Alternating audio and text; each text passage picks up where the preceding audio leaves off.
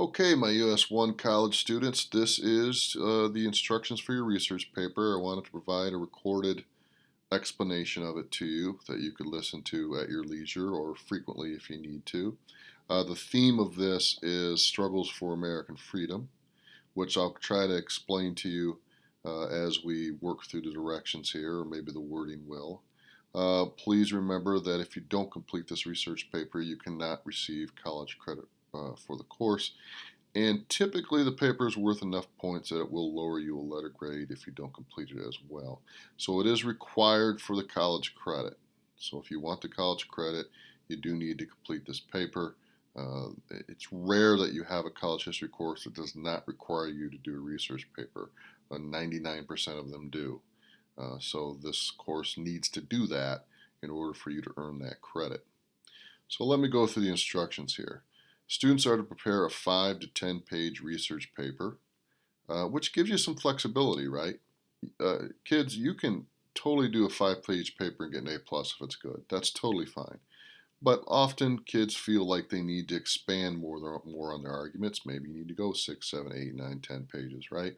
So this gives you a nice range of flexibility. And, the more you can prove your thesis, the better chance you have to get an A plus. So if you want to use those 10 pages to make sure your thesis is well supported and solidify your chance to get an A plus, this gives you the flexibility to do that. So that's a nice range of flexibility for this paper.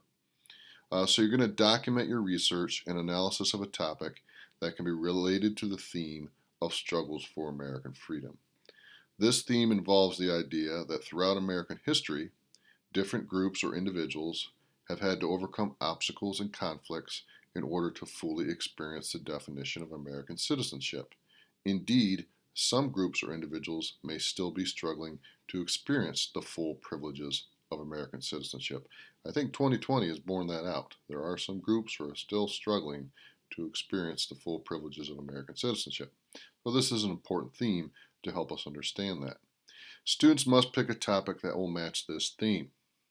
Student topics must deal with colonization through Reconstruction.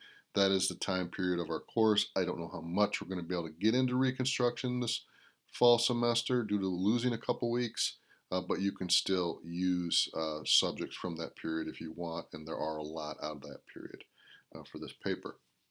Use your textbook as a guide to help you choose your topic. I'm not going to give you a list of topics. Look at the table of contents of your digital text. Look at the topics listed in the syllabus. Perhaps do a little bit of research on your own to determine a topic. But just about every topic students pick tends to match this theme. If you want to do military strategy, this is not a military course. That's probably not going to work. But there are topics related to warfare and people's involvement in warfare that may work here if that is a high interest for you. So there are a lot of things that could fall under this theme, but please make sure your topic does so. Evaluation of the research paper will include the following. An introduction. You're going to state your thesis and supporting arguments. Your paper needs to be well organized. Did you plan it out? Did you have a plan of attack? Did you stick to it? The body of your paper is going to state your conclusions, it's going to support your thesis argument, and it's going to use your research to back those things up. Key content from primary and secondary sources to back up your conclusions and thesis. And then, of course, you'll need a conclusion to summarize your analysis. You're going to cite your sources, and you're going to use footnotes for this paper. Okay, so you're going to use footnotes for this paper. So that may be different to many of you. Perhaps you've never done that. This is the Chicago style technique, which is often used in history courses. And it's good to have knowledge of another way to cite sources because you may come across several different requirements for citing sources throughout your academic career. Some professors might use MLA, some might use APA, others might use Chicago style, which is what we're going to use for this paper, and I will show you how to do that when the time comes. And you will provide a list of works cited, or in this case, footnoted in this paper. And then, of course, grammar is important. If you have a few typos, it won't affect your grade at all. If you have a lot, it may not be graded at all. So make sure you spend time proofreading and writing grammatically correct. Typically, this paper is worth 200 points, which is usually enough to lower you a letter grade if you don't complete it. and that's how much I try to make it worth. Sometimes I do adjust those points. So research requirements. You're going to need 2 books, 2 scholarly journal articles. We'll talk about what those might be. 2 primary sources and 1 other reliable source of choice. So notice for a paper like this is a college level paper, you do need several different sources.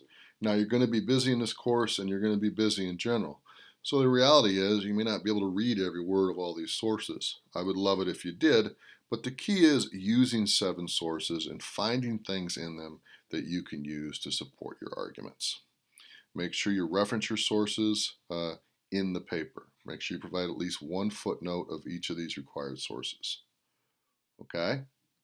I did give you a timeline of due dates. Those are listed here. I'm actually going to have students complete the paper before Christmas break this year. And maybe you'll like that. You won't have to worry about it over that break. The other reason for that is your final exam this year will probably have just be a couple essays. So I didn't want to give you a paper on top of your final exam with a couple written responses. So, that may stress you out before Christmas break, but at least it'll be done. And then there's some other general requirements here, 12 point Times New Roman double space numbered pages. Okay, so when you look at your syllabus, and I've gone over that with you, look at your syllabus, you'll see some due dates when we choose topics, present our thesis statements, and then this is a rubric that you can look at. This is what I have in front of me when I'm grading your papers and underlining things in your papers and taking notes and all that stuff on your papers and coming up with a final grade. As always, kids, ask me plenty of questions if you need to, and you can do well in this paper. I know some of you are at different levels of writing, but you are all capable of doing well in this if you put some time into it and work hard on it, and hopefully find a topic that you find interesting. Try to do that. Find a topic that you will enjoy reading about.